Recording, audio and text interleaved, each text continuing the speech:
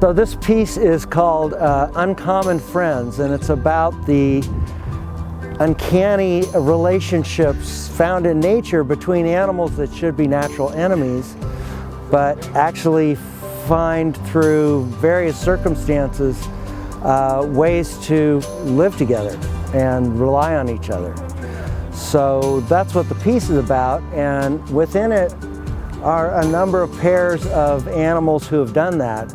An elephant and his human, which they have lifelong relationships because elephants live almost as long as humans. There's a tiger and a deer, which is really unusual because tigers eat deers. There's an alligator with a pulver bird the bird is allowed to pick the alligator's teeth.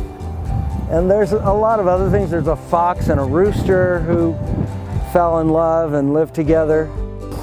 This piece is about diversity and acceptance and understanding the other, and hopefully it's inspiring for us humans to be able to do that with ourselves.